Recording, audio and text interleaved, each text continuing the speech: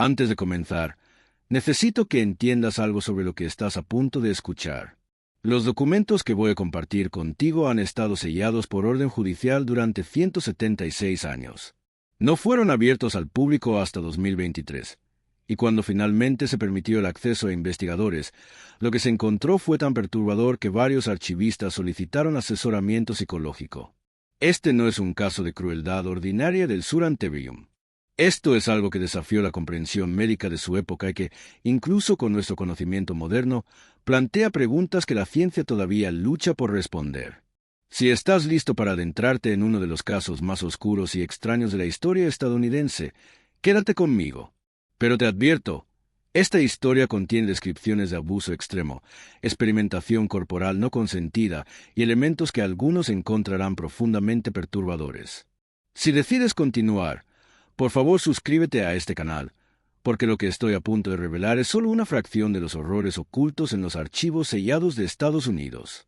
Y al final de este video, quiero que comentes de qué estado eres, porque tengo la sensación de que estas historias están más cerca de casa de lo que cualquiera de nosotros quisiera admitir. Ahora, déjame llevarte al condado de Montgomery, Alabama, en el otoño de 1847.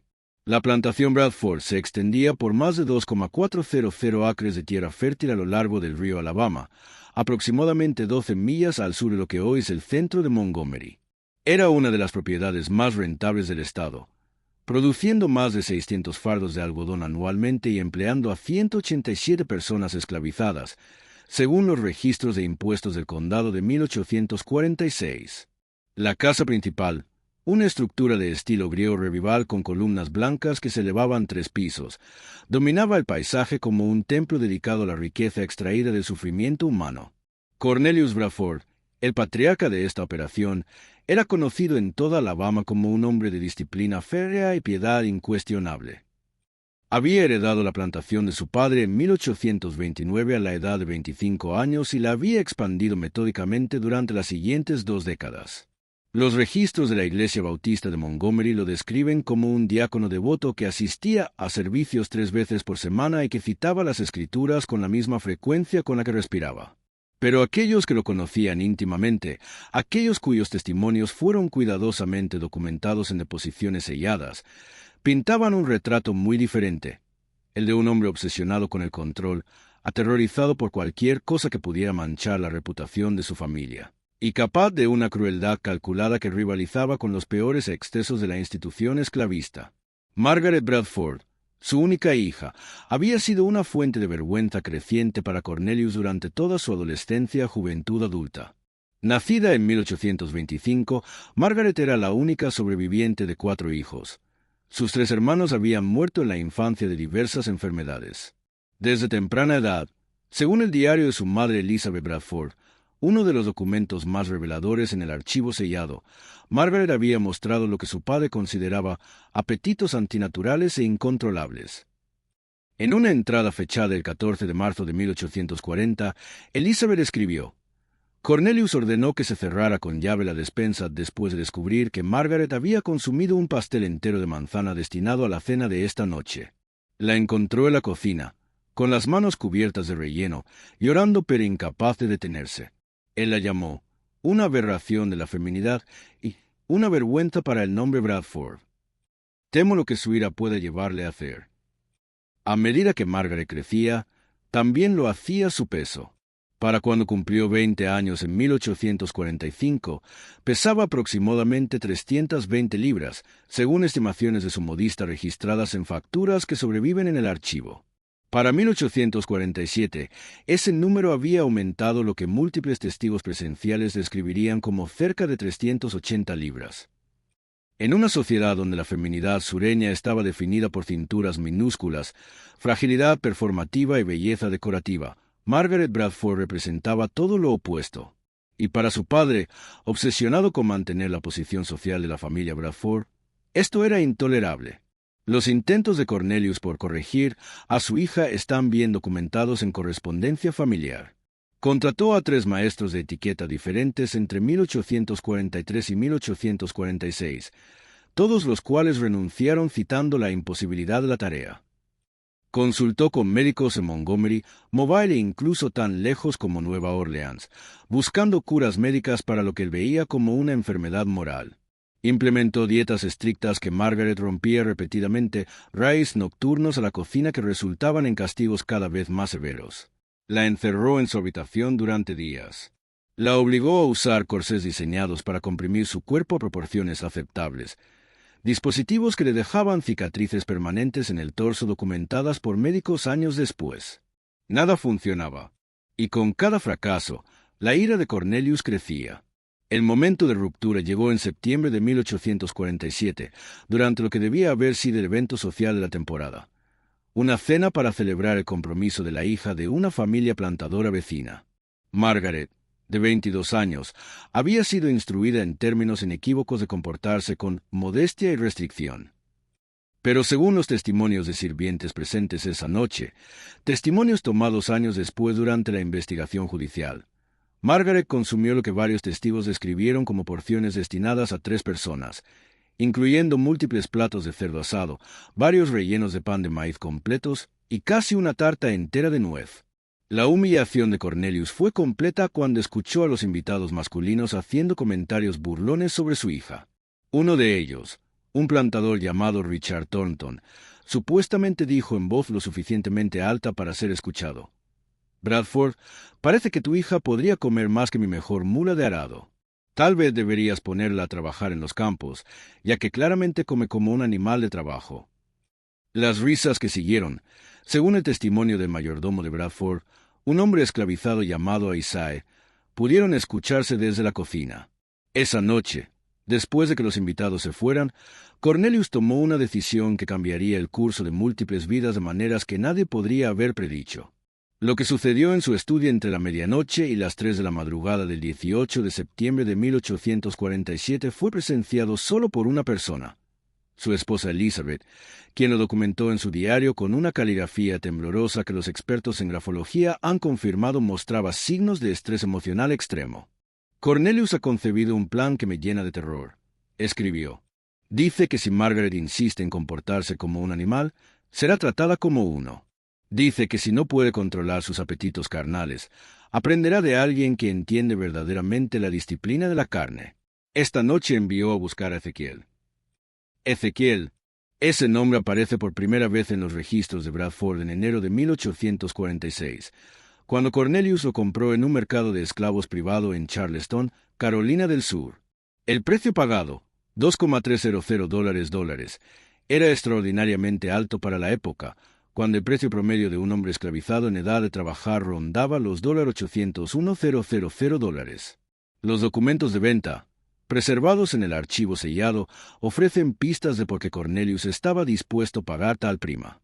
El vendedor, un traficante llamado Silas Crowe con reputación de especialización en la adquisición de esclavos con habilidades únicas, describió a Ezequiel en su correspondencia con Bradford como un espécimen físico sin igual, pero más importante, poseedor de conocimientos transmitidos a través de líneas de sangre africanas que se extienden a sanadores y hombres de medicina de la región de Yoruba. La carta continúa: «Este no es un campo común.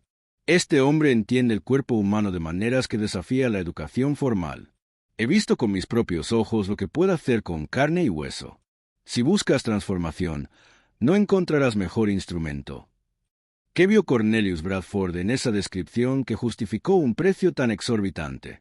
Los investigadores modernos que han estudiado el caso creen que Bradford, en su obsesión por arreglar a su hija, había estado buscando soluciones cada vez más extremas.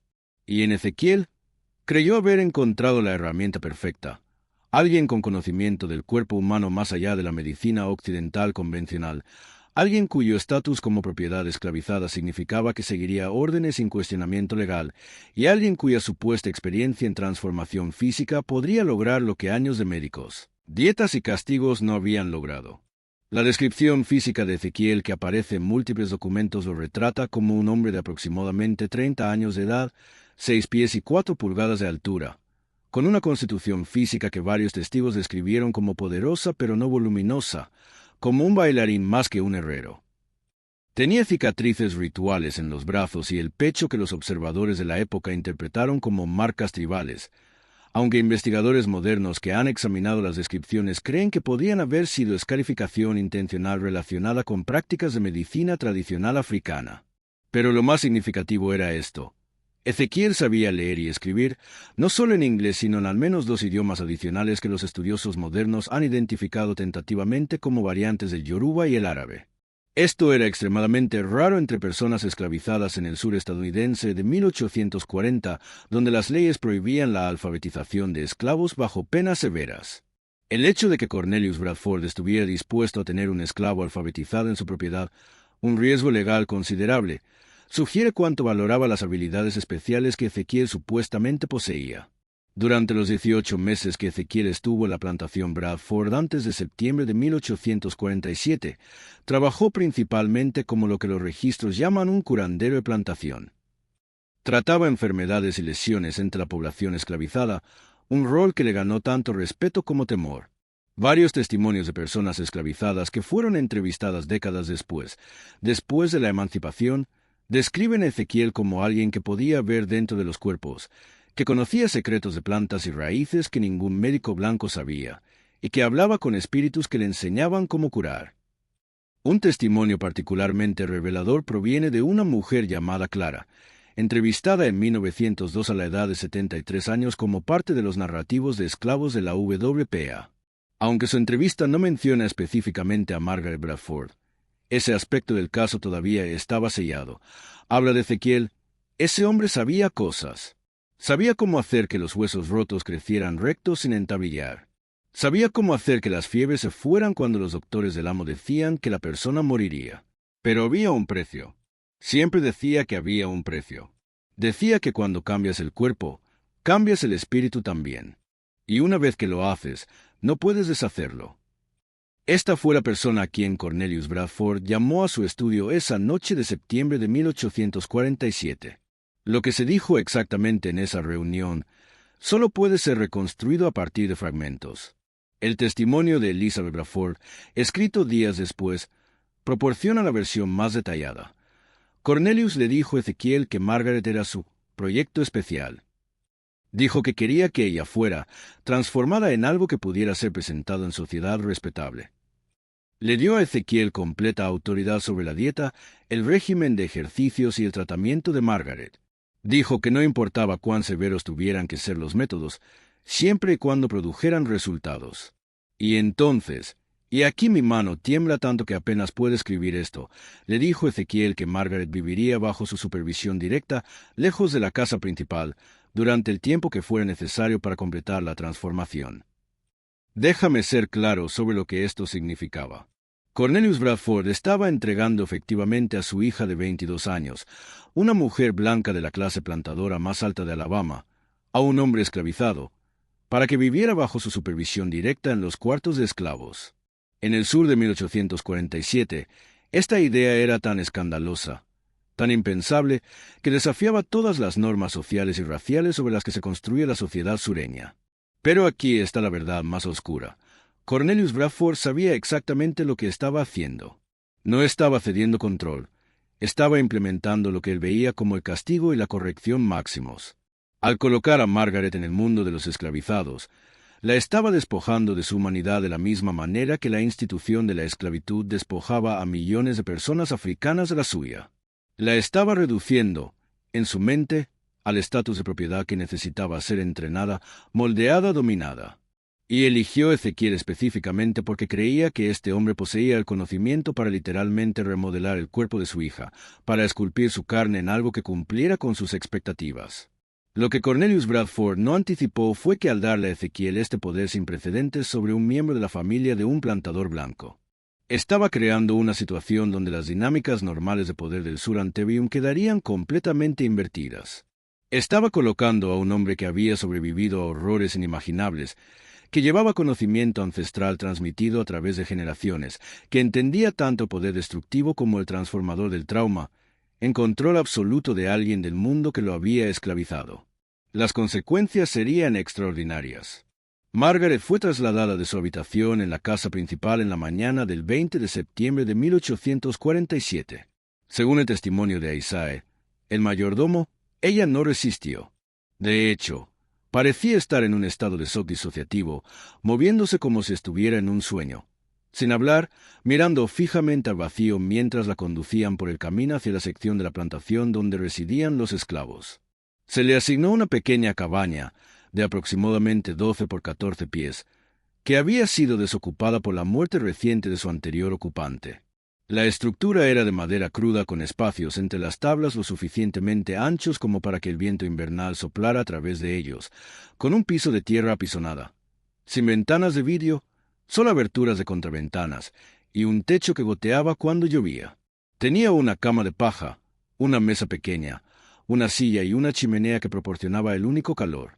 Esta mujer, que había pasado toda su vida durmiendo en sábanas de lino importadas de Europa, comiendo de porcelana china, y siendo atendida por personas esclavizadas que satisfacían cada necesidad, ahora vivía en condiciones que eran estándar para aquellos mismos esclavos. Ezequiel vivía en la cabaña adyacente, separada de la de Margaret por menos de 20 pies. Los primeros 3 meses de lo que vino a llamarse el confinamiento están documentados principalmente a través de observaciones de segunda mano. Cornelius Bradford había dado órdenes estrictas de que nadie debía interferir con el régimen de Ezequiel para Margaret, y que nadie debía hablar con ella directamente. Ella estaba, en efecto, aislada del mundo que había conocido. Pero las personas esclavizadas en la plantación veían, observaban, y décadas después, cuando finalmente tuvieron la libertad de hablar, contaron lo que habían presenciado. Sara, una mujer que trabajaba en la cocina de los cuartos de esclavos, testificó en 1903. La vi ese primer mes. El maestro Ezequiel la hizo trabajar como nos hacía trabajar a nosotros. La vi cargando agua del pozo, 50 yardas allá y vuelta, una y otra vez. La vi cortando leña. La vi lavando su propia ropa en el río. Sus manos, que nunca habían conocido un día de trabajo, se volvieron rojas y en carne viva. Lloraba.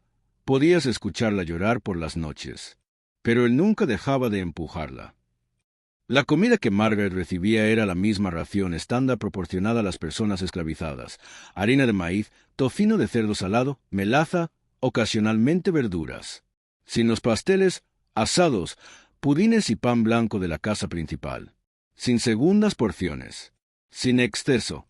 Pero Ezequiel hacía algo más, algo que solo fue completamente entendido cuando su propio relato escrito fue descubierto años después entre los documentos sellados. Llevaba un diario, escrito en una mezcla de inglés, yoruba y un código que los lingüistas han luchado por descifrar completamente. Algunas secciones han sido traducidas, y lo que revelan es extraordinario.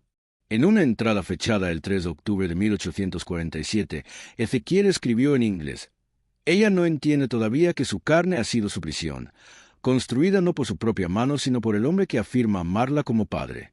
He visto este tipo de aprisionamiento antes, en las bodegas de los barcos, donde nos alimentaban apenas lo suficiente para sobrevivir, pero no para mantener nuestra fuerza para rebelarnos. Ella ha sido sobrealimentada hacia la sumisión, su cuerpo hecho tan pesado que no puede escapar, ni siquiera en su mente. Mi trabajo no es solo deshacer la carne, es deshacer la prisión». Esta entrada es significativa porque revela que Ezequiel no veía su tarea como simple reducción de peso física. Él entendía, quizás más profundamente que nadie involucrado, la dinámica psicológica en juego. Veía la relación de Margaret con la comida como una forma de autolesión y autodopaje, una respuesta al trauma del control de su padre, una forma de rebelión y rendición simultáneamente. Y él planeaba desmantelarla sistemáticamente. Pero aquí está donde la historia se vuelve significativamente más compleja y perturbadora. Porque Ezequiel no estaba simplemente implementando un programa de dieta y ejercicio. Los diarios médicos del Dr. Horace Whitmore, que examinó a Margaret meses después, documentan hallazgos físicos que no pueden explicarse solo por trabajo físico y restricción calórica. En el 4º mes de confinamiento, diciembre de 1847, cuando Alabama experimentaba un invierno particularmente duro, testigos comenzaron a notar cambios dramáticos en la apariencia de Margaret. No era solo que estuviera perdiendo peso, aunque ciertamente lo estaba. Era la manera en que lo estaba perdiendo. Un testimonio de un carpintero esclavizado llamado Thomas, dado en 1898, describe lo que vio. Su piel, algo estaba sucediendo con su piel. La mayoría de las veces, cuando la gente pierde peso tan rápido, La piel cuelga, ¿sabes? Pero la suya no. Era como si estuviera encogiéndose junto con ella. Y tenía marcas, líneas, como patrones. Los vi cuando ella estaba sacando agua. Iban por sus brazos, su cuello. Nunca había visto nada así. Estas líneas o patrones se vuelven un detalle recurrente en múltiples testimonios. Algunos testigos las describieron como cicatrices, otros como tatuajes. Algunos dijeron que parecían cambiar, aparecer en algunos días y desvanecerse en otros. El diario de Ezequiel de este periodo contiene entradas que se vuelven cada vez más crípticas y mezcladas con idiomas que los traductores han tenido dificultades para interpretar completamente. Pero hay fragmentos que son claros. En una entrada del 12 de diciembre de 1847, escribió en inglés: «Los patrones deben seguir las líneas de energía. Mi abuela me enseñó esto. Las líneas que corren a través del cuerpo como ríos. Donde fluyen correctamente, hay salud. Donde se estancan, hay enfermedad.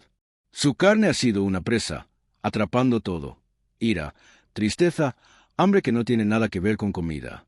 Ahora abrimos las compuertas». Los investigadores modernos que han estudiado esta entrada en el contexto de prácticas de medicina tradicional africana creen que Ezequiel estaba describiendo algo similar al concepto de meridianos en la medicina tradicional china, o líneas de energía corporal en varios sistemas de curación indígenas. Pero lo que estaba haciendo físicamente para abrir las compuertas sigue siendo un tema de considerable especulación y desacuerdo. Antes de comenzar, necesito que entiendas algo sobre lo que estás a punto de escuchar. Los documentos que voy a compartir contigo han estado sellados por orden judicial durante 176 años. No fueron abiertos al público hasta 2023, y cuando finalmente se permitió el acceso a investigadores, lo que se encontró fue tan perturbador que varios archivistas solicitaron asesoramiento psicológico. Este no es un caso de crueldad ordinaria del Sur Antebellum.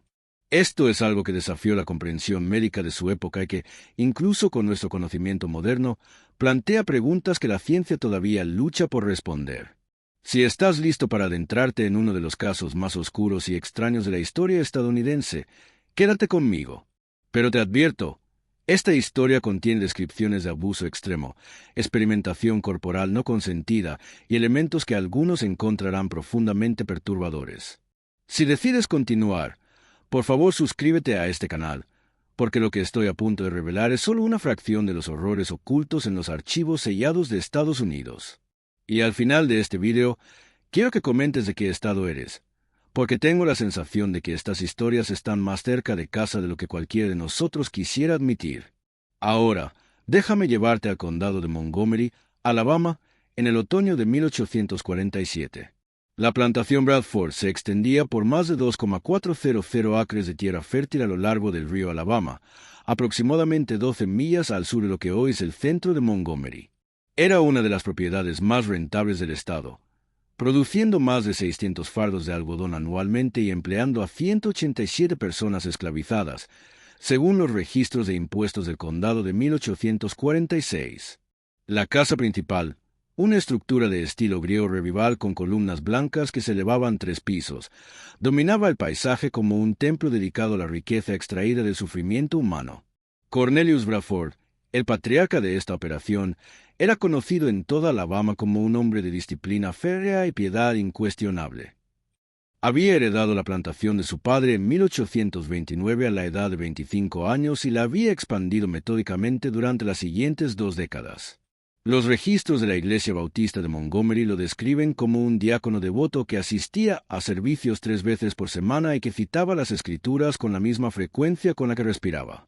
Pero aquellos que lo conocían íntimamente, aquellos cuyos testimonios fueron cuidadosamente documentados en deposiciones selladas, pintaban un retrato muy diferente, el de un hombre obsesionado con el control, aterrorizado por cualquier cosa que pudiera manchar la reputación de su familia, y capaz de una crueldad calculada que rivalizaba con los peores excesos de la institución esclavista. Margaret Bradford, su única hija, había sido una fuente de vergüenza creciente para Cornelius durante toda su adolescencia y juventud adulta. Nacida en 1825, Margaret era la única sobreviviente de 4 hijos. Sus 3 hermanos habían muerto en la infancia de diversas enfermedades. Desde temprana edad, según el diario de su madre Elizabeth Bradford, uno de los documentos más reveladores en el archivo sellado, Margaret había mostrado lo que su padre consideraba apetitos antinaturales e incontrolables. En una entrada fechada el 14 de marzo de 1840, Elizabeth escribió: Cornelius ordenó que se cerrara con llave la despensa después de descubrir que Margaret había consumido un pastel entero de manzana destinado a la cena de esta noche. La encontró en la cocina, con las manos cubiertas de relleno, llorando pero incapaz de detenerse. Él la llamó una aberración de la feminidad y una vergüenza para el nombre Bradford. Temo lo que su ira puede llevarle a hacer. A medida que Margaret crecía, también lo hacía su peso. Para cuando cumplió 20 años en 1845, pesaba aproximadamente 320 libras, según estimaciones de su modista registradas en facturas que sobreviven en el archivo.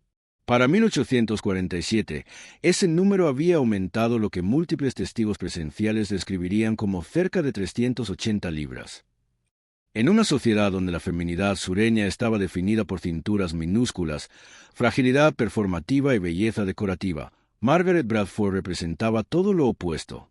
Y para su padre, obsesionado con mantener la posición social de la familia Bradford, esto era intolerable. Los intentos de Cornelius por corregir a su hija están bien documentados en correspondencia familiar. Contrató a 3 maestros de etiqueta diferentes entre 1843 y 1846, todos los cuales renunciaron citando la imposibilidad de la tarea. Consultó con médicos en Montgomery, Mobile e incluso tan lejos como Nueva Orleans, buscando curas médicas para lo que él veía como una enfermedad moral. Implementó dietas estrictas que Margaret rompía repetidamente, raids nocturnos a la cocina que resultaban en castigos cada vez más severos. La encerró en su habitación durante días. La obligó a usar corsés diseñados para comprimir su cuerpo a proporciones aceptables, dispositivos que le dejaban cicatrices permanentes en el torso documentadas por médicos años después. Nada funcionaba, y con cada fracaso, la ira de Cornelius crecía. El momento de ruptura llegó en septiembre de 1847, durante lo que debía haber sido el evento social de la temporada. Una cena para celebrar el compromiso de la hija de una familia plantadora vecina. Margaret, de 22 años, había sido instruida en términos inequívocos de comportarse con modestia y restricción. Pero según los testimonios de sirvientes presentes esa noche, testimonios tomados años después durante la investigación judicial, Margaret consumió lo que varios testigos describieron como porciones destinadas a 3 personas, incluyendo múltiples platos de cerdo asado, varios rellenos de pan de maíz completos y casi una tarta entera de nuez. La humillación de Cornelius fue completa cuando escuchó a los invitados masculinos haciendo comentarios burlones sobre su hija. Uno de ellos, un plantador llamado Richard Thornton, supuestamente dijo en voz lo suficientemente alta para ser escuchado: «Bradford, parece que tu hija podría comer más que mi mejor mula de arado. Tal vez deberías ponerla a trabajar en los campos, ya que claramente come como un animal de trabajo». Las risas que siguieron, según el testimonio del mayordomo de Bradford, un hombre esclavizado llamado Isaiah, pudieron escucharse desde la cocina. Esa noche, después de que los invitados se fueran, Cornelius tomó una decisión que cambiaría el curso de múltiples vidas de maneras que nadie podría haber predicho. Lo que sucedió en su estudio entre la medianoche y las 3 de la madrugada del 18 de septiembre de 1847 fue presenciado solo por una persona, su esposa Elizabeth, quien lo documentó en su diario con una caligrafía temblorosa que los expertos en grafología han confirmado mostraba signos de estrés emocional extremo. Escribió: «La piel de la paciente muestra patrones de cicatrización que nunca he observado en 40 años de práctica médica. No son las cicatrices irregulares de heridas sanadas. Son líneas precisas, casi geométricas, que corren en patrones sobre su torso, brazos y piernas». Cuando pregunté sobre el origen de estas marcas, la paciente no respondió. Cuando presioné al señor Bradford, él simplemente dijo que eran resultado del tratamiento que ella había recibido. Las cicatrices en sí mismas podrían haberse explicado como escarificación intencional, aunque altamente inusual. Pero luego el doctor Whitmore notó algo más. Al palpar el abdomen de la paciente, continuó su informe, descubrí masas que inicialmente temí fueran tumores. Pero tras un examen más detallado, estas masas se mueven bajo la piel de maneras que no concuerdan con ninguna patología conocida. Parecen ser estructuras musculares reorganizadas de alguna manera. Cuando pregunté a la paciente sobre cualquier procedimiento quirúrgico, nuevamente no respondió, pero sus ojos mostraron lo que solo puedo describir como terror. Aquí el doctor Whitmore estaba describiendo algo que la cirugía de 1848 simplemente no podía lograr. La cirugía abdominal de la época era extremadamente rudimentaria, típicamente reservada solo para procedimientos que salvaban vidas como amputaciones, y tenía tasas de mortalidad superiores al 50% debido a infección y shock. La idea de que alguien pudiera reorganizar quirúrgicamente estructuras musculares sin matar al paciente estaba completamente más allá de la capacidad médica de la época. Pero el doctor Whitmore continuó. Lo más perturbador son las manos de la paciente. Su piel muestra un nivel de encaecimiento consistente con trabajo manual extenso, lo cual el señor Bradford confirma que era parte de su régimen de tratamiento. Sin embargo, la estructura ósea de las manos ha cambiado. Las articulaciones son más prominentes, los dedos ligeramente más largos, la configuración general más similar a lo que uno podría ver en un pianista de concierto o un cirujano. Cuando le pedí a la paciente que realizara tareas simples de destreza, ejecutó movimientos con precisión que parecía imposible que hubiera adquirido durante un periodo de solo 9 meses. Los cambios estructurales óseos que el doctor Whitmore describía normalmente requerirían años de desarrollo durante la infancia y adolescencia, no meses en un adulto cuyo esqueleto ya había madurado. Luego vino la observación más inquietante de todas. Realicé un examen ginecológico con la chaperonaje apropiada, escribió el doctor Whitmore. Encontré evidencia física que me llena de profunda perturbación profesional y moral. La paciente muestra signos de embarazo reciente o actual, útero agrandado, cambios en la estructura cervical, hinchazón de los senos. Sin embargo, cuando confronté al señor Bradford con este hallazgo, insistió con vehemencia que tal cosa era imposible. Cuando pregunté quién había estado en contacto íntimo con su hija durante los 9 meses de su confinamiento, se puso violentamente enfadado y terminó el examen. Déjame pausar aquí porque necesitamos entender completamente la implicación de lo que el doctor Whitmore estaba documentando. Si Margaret Bradford estaba embarazada, dado que había estado confinada exclusivamente bajo la supervisión de Ezequiel durante 9 meses, las implicaciones eran explosivas.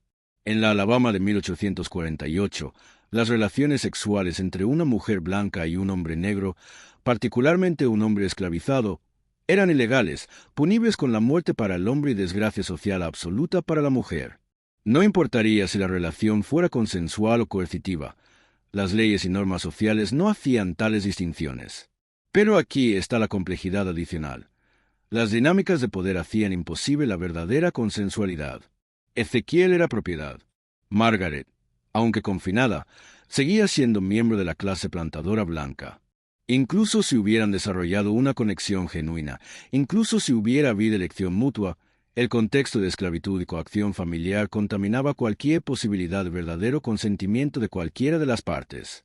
Los académicos modernos que han estudiado el caso están profundamente divididos sobre cómo interpretar esta dimensión. Algunos argumentan que Ezequiel, dado el poder que le otorgó Cornelius Bradford, era efectivamente el agresor, sin importar sus intenciones personales. Otros señalan que Margaret habría tenido el poder de destruir la vida de Ezequiel con una sola acusación, haciendo de él la parte vulnerable. La mayoría reconoce que las dinámicas de poder eran tan enredadas que categorías simples de víctima y perpetrador colapsan. Lo que es claro es que Cornelius Bradford, al crear esta situación, había desatado fuerzas que ahora amenazaban con destruir todo lo que había intentado proteger: la reputación de su familia, su posición social, su control sobre su propiedad, tanto humana como familiar. Su respuesta fue rápida y brutal. Dentro de las 24 horas del examen del Dr. Whitmore, Cornelius Bradford tomó varias acciones. Primero, ordenó que el Dr. Whitmore sellara su informe médico y nunca hablara de sus hallazgos bajo amenaza de acción legal. El Dr. Whitmore, quizá reconociendo el peligro de desafiar a uno de los hombres más poderosos de Alabama, cumplió. Segundo, Cornelius ordenó que Margaret fuera confinada nuevamente, esta vez a su habitación en la casa principal, donde sería vigilada constantemente por su madre y personal de confianza. No debía tener contacto con nadie de fuera de la familia inmediata. Tercero, y lo más fatalmente, ordenó que Ezequiel fuera arrestado. Los cargos eran vagos pero amenazadores: conducta inapropiada con un miembro de la familia de un plantador, práctica de artes oscuras, daño intencional a propiedad, esta última refiriéndose aparentemente a los cambios corporales de Margaret como daño. Ninguno de estos eran cargos criminales estándar.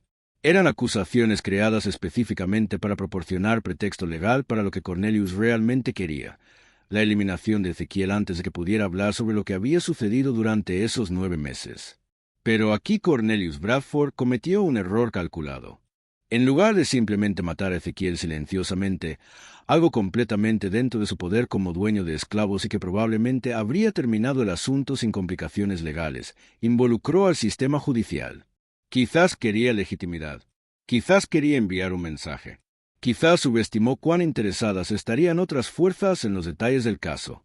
Ezequiel fue arrestado el 20 de marzo de 1848 y llevado a la cárcel del condado de Montgomery. Y fue allí, en una celda, donde escribió lo que se convertiría en el documento más explosivo de todo el archivo sellado, un testimonio completo de lo que había sucedido durante los 9 meses de confinamiento de Margaret. El testimonio de Ezequiel es extraordinario no solo por lo que revela, sino por cómo lo revela. Está escrito en inglés cuidadoso con ocasionales palabras en yoruba, abarcando 32 páginas manuscritas en letra pequeña y precisa. Los historiadores que lo han estudiado creen que sabía que estaba escribiendo para la posteridad, que entendía que podría matarlo, pero que el documento podría sobrevivir. Y sobrevivió, sellado en archivos durante 175 años, pero sobrevivió. Ezequiel comenzó su testimonio con este pasaje. Me llaman Ezequiel, aunque ese no es el nombre que mis padres me dieron. Ese nombre murió en el barco que me trajo encadenado a través del agua salada. Aprendí inglés. Aprendí a sobrevivir. Aprendí a ocultar lo que sabía porque el conocimiento en manos de un hombre esclavizado es peligroso para aquellos que afirman poseerlo. Pero ahora escribo la verdad completa, porque sé lo que se acerca. Procedió a describir el acuerdo que Cornelius Bradford le había hecho, transformar físicamente a Margaret, con autoridad completa sobre sus métodos, con la promesa implícita de un trato ligeramente mejor si tenía éxito. Él no entendía lo que estaba pidiendo. Escribió Ezequiel. Pensó que estaba pidiendo que hiciera a su hija hermosa según sus estándares. Pensó que quería que la convirtiera en algo que pudiera vender a otro hombre rico en matrimonio. No vio que estaba pidiéndome que deshiciera años de envenenamiento, no del cuerpo sino de la mente. Y no entendió que una vez que comienzas ese trabajo, no puedes controlar dónde conduce. Ezequiel describió los primeros meses de trabajo con Margaret. El trabajo físico, la dieta controlada, las horas de caminar y cargar y moverse. Pero también describió algo más. Le enseñé el conocimiento que mi abuela me enseñó. Escribió, como el cuerpo retiene memoria, como el trauma vive en la carne. Como cada exceso de comida era su intento de llenar un vacío creado por el hombre que afirmaba amarla. Le enseñé que su cuerpo no era su enemigo. Era su compañero de prisión, sufriendo junto a ella. Luego describió las prácticas que habían dejado las marcas que tanto habían alarmado al Dr. Whitmore. Usé las marcas de liberación que mi abuela usaba. Incisiones superficiales a lo largo de las líneas donde la energía se bloquea. No es cirugía como lo conocen los médicos blancos. Es mapeo, es abrir caminos para que el cuerpo se cure a sí mismo. La combiné con ungüentos hechos de plantas que crecen en esta tierra, plantas que conozco de mi hogar pero que también encontré aquí. Las marcas sanan, pero dejan líneas. Las líneas recuerdan. Su cuerpo ahora lleva un mapa de su transformación. Los investigadores médicos modernos que han leído esta descripción han debatido qué exactamente estaba describiendo Ezequiel. Algunos creen que estaba practicando una forma de acupuntura o técnica similar de punción de meridianos. Otros señalan que culturas de África Occidental tienen largas tradiciones de escarificación terapéutica que sirve propósitos tanto médicos como espirituales. La referencia a líneas donde la energía se bloquea es consistente con varios sistemas de medicina tradicional de todo el mundo. Lo que es notable es que Ezequiel estaba implementando lo que hoy podríamos llamar medicina mente-cuerpo holística, tratando los componentes físicos y psicológicos del estado de Margaret simultáneamente, más de un siglo antes de que tales enfoques ganaran aceptación en la medicina occidental. Pero entonces su testimonio tomó un giro más oscuro. En el 5º mes, escribió, ella comenzó a cambiar de maneras que no había anticipado. Su cuerpo respondía demasiado bien.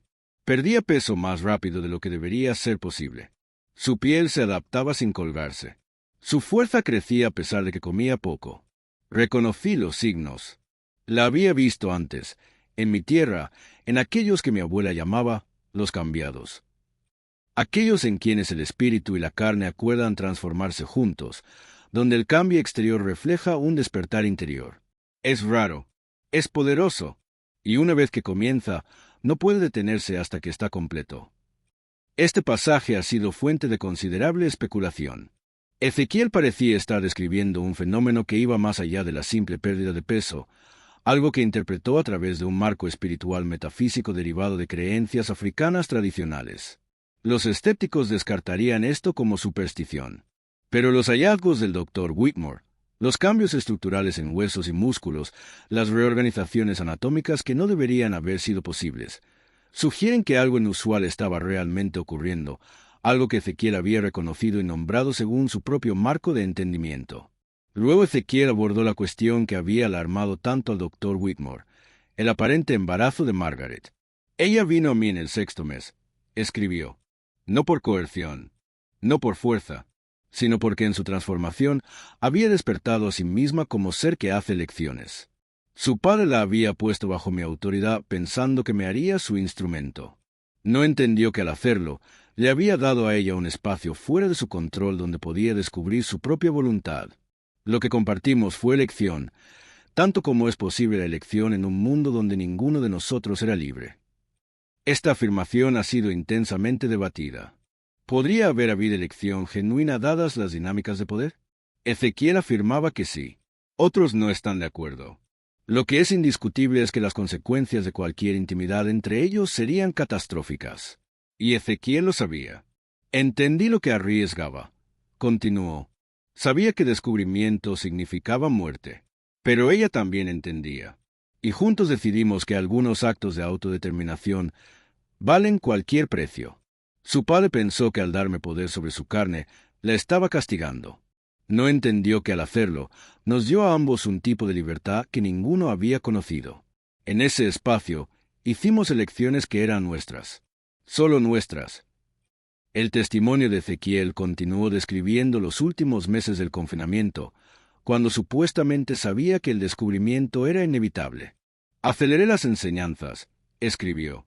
Le di todo el conocimiento que tenía. Cómo leer las plantas, cómo entender las energías del cuerpo, cómo sobrevivir, porque sabía que cuando ella regresara a la casa de su padre, tendría que llevar todo lo que era dentro de ella, oculto bajo la apariencia de obediencia. Y sabía que me llevarían. La única pregunta era si me matarían silenciosamente o si intentarían hacer un espectáculo. Terminó su testimonio con estas palabras: que este registro muestre que la transformación de Margaret Bradford no fue obra de Cornelius Bradford. Fue obra de su propia voluntad, despertada en circunstancias que él creó pero no podía controlar. Su cuerpo cambió porque su espíritu exigió que lo hiciera. Y lo que crece en su vientre es evidencia de que incluso en el sistema más opresivo, la vida encuentra formas de afirmar su libertad. Me matarán por esto, pero el conocimiento que le di sobrevivirá en ella y en su hijo, si vive. Y esa es mi venganza contra el hombre que pensó que podía poseerme. Este testimonio nunca fue presentado en juicio. Nunca hubo juicio. El 3 de abril de 1848, 2 semanas después de su arresto, Ezequiel fue encontrado muerto en su celda. La causa oficial de muerte registrada por el sheriff del condado de Montgomery fue suicidio por ahorcamiento. No se realizó ninguna investigación. No hubo autopsia. Su cuerpo fue enterrado en una tumba sin marcar en el cementerio de esclavos de la plantación Bradford. Pero múltiples testigos más tarde cuestionaron el veredicto de suicidio. Un guardia de la cárcel, entrevistado de forma anónima en 1875, afirmó que Ezequiel había sido golpeado por visitantes desconocidos la noche antes de su muerte y que las heridas en su cuello eran inconsistentes con ahorcamiento autoinfligido. Otro testigo afirmó haber visto a Cornelius Bradford entrando a la cárcel la noche en cuestión. Ya sea suicidio o asesinato, el resultado fue el mismo. El único testigo de lo que había sucedido durante los 9 meses de confinamiento de Margaret fue silenciado. Pero la historia estaba lejos de terminar. En las semanas posteriores a la muerte de Ezequiel, Margaret permaneció confinada en su habitación. El diario de Elizabeth Bradford documenta su creciente preocupación. Margaret no come, escribió el 10 de abril. No habla. Simplemente mira por la ventana en dirección a donde sé que está enterrado. Cornelius dice que está siendo dramática, que se le pasará. Pero he visto este tipo de dolor antes. Es el dolor de alguien que ha perdido una parte de sí misma. Para finales de abril, quedó inequívocamente claro que Margaret estaba embarazada. Su condición ya no podía ocultarse, y Cornelius Bradford enfrentó una crisis que amenazaba con destruir todo lo que había construido. En la sociedad del sur de 1848 no había opción socialmente aceptable disponible para él. Si reconocía públicamente el embarazo de Margaret, la fuente del mismo destruiría a la familia Bradford socialmente. Ningún hombre respetable se casaría con ella. La familia sería objeto de chisme venenoso. Su posición entre la élite plantadora de Alabama se evaporaría. Cornelius consideró múltiples opciones, todas documentadas en correspondencia que sobrevive en el archivo sellado. Consideró enviar a Margaret a Europa para dar a luz en secreto y devolver al niño para adopción. Consideró afirmar que ella había sido violada por un esclavo desconocido que había escapado. Consideró intentar inducir un aborto. Finalmente, tomó la decisión más drástica de todas. El 2 de mayo de 1848, Cornelius Bradford anunció que Margaret había muerto de fiebre súbita. Se organizó un funeral. Un ataúd fue enterrado en el cementerio familiar Bradford con una lápida que lee: Margaret Elizabeth Bradford, 1825 a 1848, amada hija, descansa en paz. Excepto que Margaret Bradford no estaba muerta. La verdad de lo que sucedió a continuación solo fue descubierta cuando investigadores en 2023 cruzaron múltiples conjuntos de registros y descubrieron coincidencias imposibles.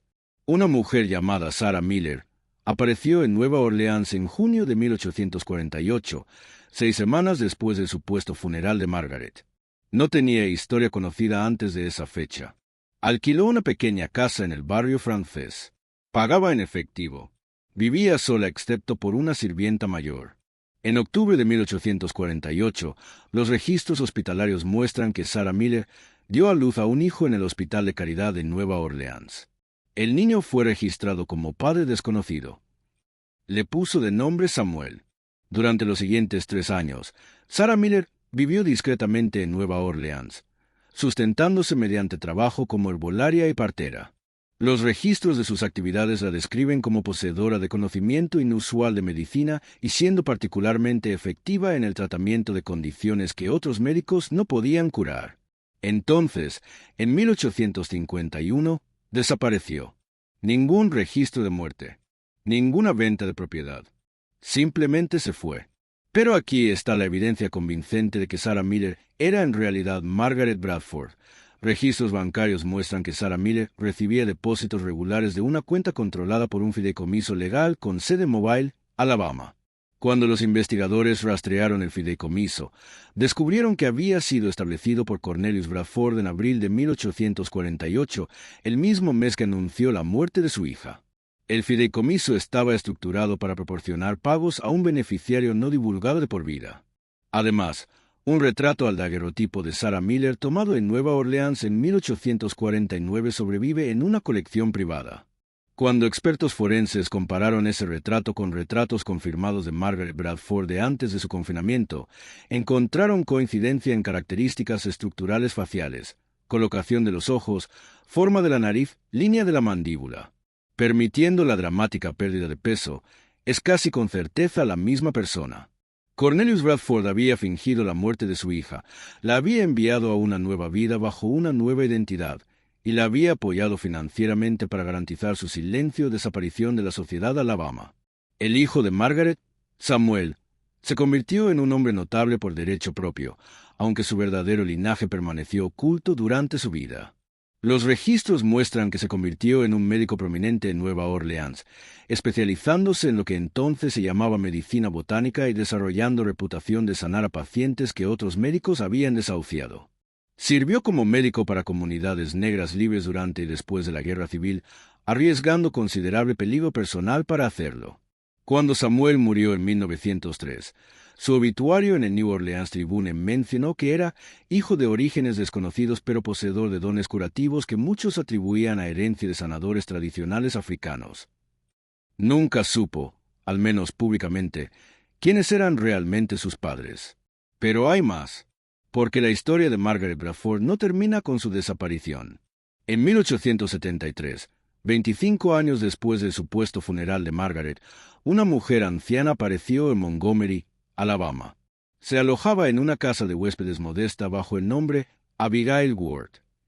Pero varios residentes mayores de Montgomery afirmaron reconocerla.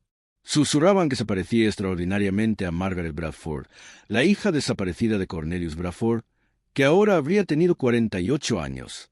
Esta mujer pasó 3 semanas en Montgomery, durante las cuales visitó el cementerio Bradford y se detuvo durante mucho tiempo frente a la lápida de Margaret. Fue vista visitando el cementerio de esclavos donde Ezequiel fue enterrado, aunque para entonces todas las tumbas individuales estaban sin marcar y crecidas en exceso. Luego visitó a un abogado. El abogado, en correspondencia con colegas años después, describió a la señora Ward como una mujer de porte extraordinario y conocimiento obvio, quien me contrató para establecer un fideicomiso educativo para niños negros en el condado de Montgomery.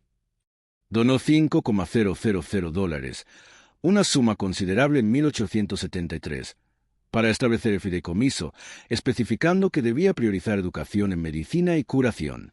Cuando el abogado le preguntó por qué estaba haciendo esta donación en Montgomery específicamente, ella supuestamente respondió: «Porque es aquí donde fui liberada y esclavizada en el mismo momento. Y es aquí donde alguien me enseñó que el conocimiento es la única libertad verdadera. Estoy pagando esa deuda». Después de establecer el fideicomiso, Abigail Ward abandonó Montgomery y nunca regresó.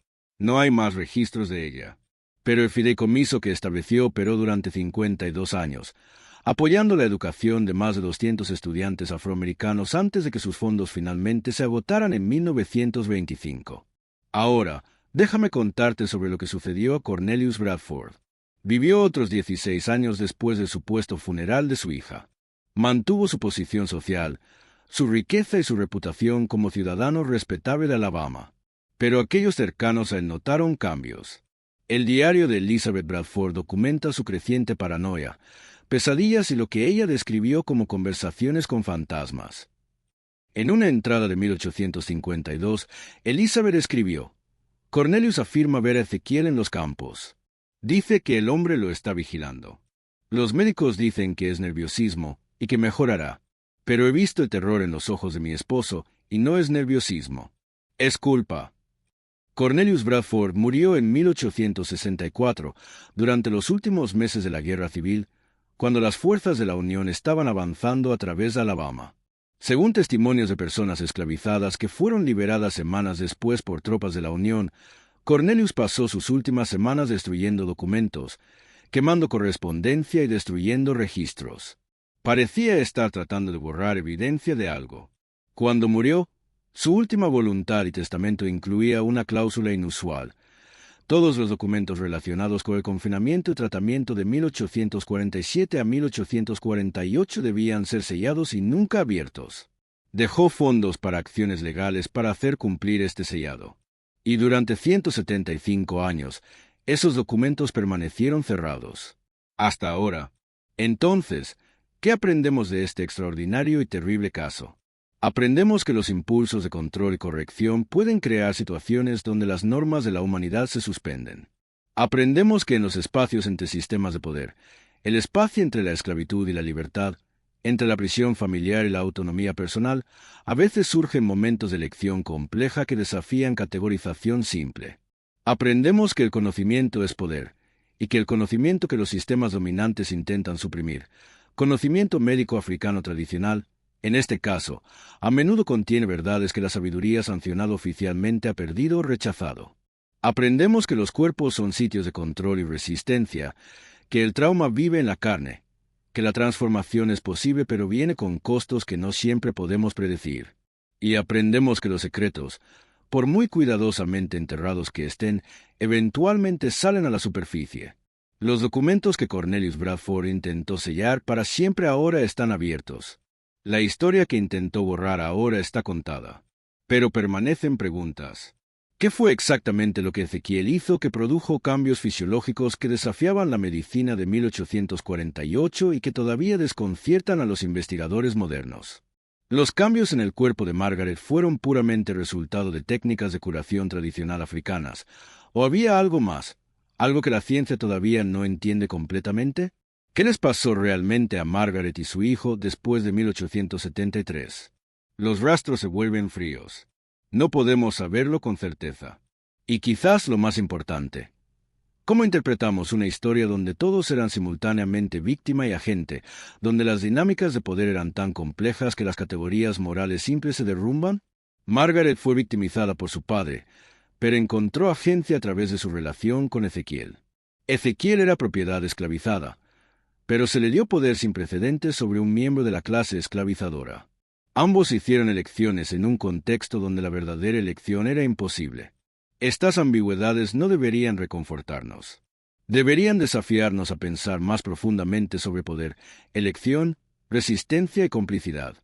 Y deberían recordarnos que la historia estadounidense está llena de historias como esta, historias que fueron selladas, silenciadas, borradas, que todavía esperan ser contadas.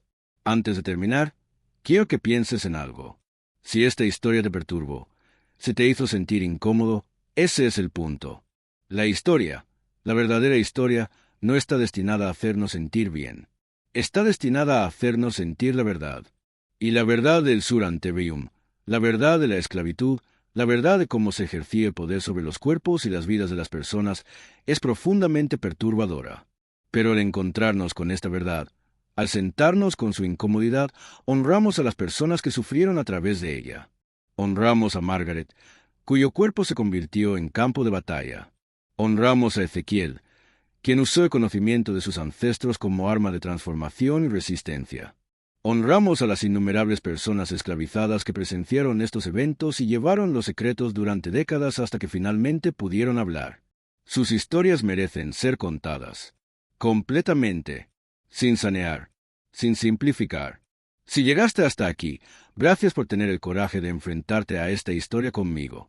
Por favor, suscríbete a este canal si aún no lo has hecho, porque hay cientos de historias como esta esperando en archivos sellados en todo Estados Unidos. Y estoy dedicado a llevarlas a la luz, una a la vez. Comenta a continuación de qué estado eres, porque te garantizo que tu estado tiene secretos enterrados también. Y tal vez, solo tal vez, tu comentario me lleva a la próxima historia sellada que necesita ser contada. Hasta la próxima vez, recuerda, la historia no es lo que nos dijeron que pasó, es lo que realmente pasó. Y es nuestro trabajo seguir excavando hasta que conozcamos la diferencia.